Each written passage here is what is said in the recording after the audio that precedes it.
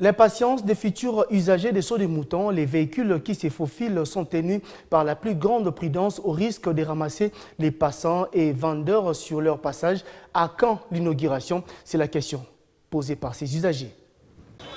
Qu'est-ce qui retarderait la mise en service du saute-mouton de Kintsuka? Le vice-premier ministre, ministre des ITPR, accompagné du gouverneur de la ville-province de Kinshasa ainsi que du directeur général de l'Office de voirie et drainage, sont venus trouver la bonne réponse sur le lieu, cerner les préalables avant l'inauguration de l'ouvrage par le chef de l'État. Après constat et explication, Willy Ngopos s'est montré rassurant. Aujourd'hui, j'ai voulu, ensemble avec le gouverneur de la ville, qui est le patron de la ville, que nous puissions nous enquérir de la situation et voir effectivement si on peut déplacer les chefs pour l'amener ici. Sur le plan de la construction de l'ouvrage, je vois que l'ouvrage est complètement terminé.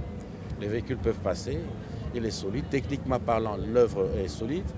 Mais maintenant, nos alentours posent un petit problème. Il y a quand même des petits problèmes d'assainissement dans nos alentours. Voilà pourquoi le gouverneur est là. Nous aurons une commission lundi à 14h afin que nous puissions décider de la date pour déplacer le chef de l'État et venir l'inaugurer. La délégation a relevé certains paramètres à prendre en compte, bien ne faisant pas partie du projet, mais importants pour ne pas obstruer le désengorgement des embouteillages pour lequel le saute-mouton est construit. On a constaté que le travail a été fait, le travail est terminé, donc les travaux sont terminés. Il est question maintenant que les chefs d'État viennent inaugurer cet ouvrage. Mais il y a des préalables, comme vous avez dit. Nous avons constaté qu'il y a des problèmes d'abord du marché, parce qu'ici, à Kinshasa, il n'y a pas de marché. Il n'y a pas non plus de parking. C'est posé sérieux problème de parking ici. Le véhicule ne sait pas où garer. De même que le Wewa, les motards ne savent pas non plus garer.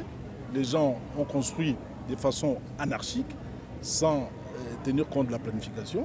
Il est question pour nous de voir avec le ministre. Il a été décidé que nous commencions une commission, voir dans la mesure possible comment démolir certaines maisons qui nous posent problème.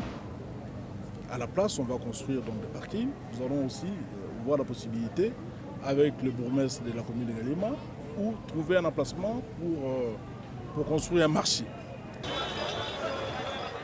Les principaux usagers de cette route qui n'attendent plus que l'inauguration de cet ouvrage, construit dans le programme de 100 jours du chef de l'État, pointe du doigt des bâtisses anarchiques à démolir. Nous sommes vraiment heureux de voir ça. Pourquoi? Parce que ça va dégager l'embouteillage. C'est bien pour nous aider et puis qu'il y ait une circulation facile. Mais ce qui n'est pas bon pour nous, c'est le bâtiment qui traîne ici en face. On ne sait pas le pourquoi ce bâtiment traîne. Alors parce que il faut limoger ce bâtiment pour permettre à ce qu'il y ait un peu de parking. Willy Ngopos a annoncé la tenue de la réunion pour la mise en place d'une commission mixte.